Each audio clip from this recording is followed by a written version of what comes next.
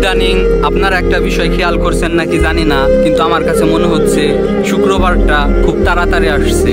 চোখ বন্ধ করলেই শুক্রবার, খুললেই বৃহস্পতিবার, শুক্রবার। আমার স্পষ্ট মনে আছে গত শুক্রবারে কখন খাইছি, গোসল করছি, তারপর জুম্মার নামাজটা পড়ছি, কিন্তু আবার কালকের দিন পরে শুক্রবার। আসলে এটা হওয়ারই 2025 সাল মনে হচ্ছে সেদিনই আসলো, কিন্তু 9টা মাস কেটে গেছে। এটা সেপ্টেম্বর মাস। আসলে আমরা ঘরে শুয়ে বসে মোবাইল স্ক্রলিং করে কখন সময় পার করে দিছি নিজেরাও জানি না, কিন্তু আমরা একক তো নামাজও কখনো পড়ি না, শুধু শুক্রবার আসলে জুম্মার নামাজটা পড়ি। আসলে এটা কিয়ামতের আলামত, অনেকের কাছ থেকেই শুনতেছি। কিয়ামতের আগের দিন কখন কিভাবে যাবে আমরা টেরও পাবো না। আসলে সেটাই দেখতেছি, শুক্রবার কোথা দিয়ে আসছে, কোথা দিয়ে যাইতেছে কিছুই টের পাইতেছি না।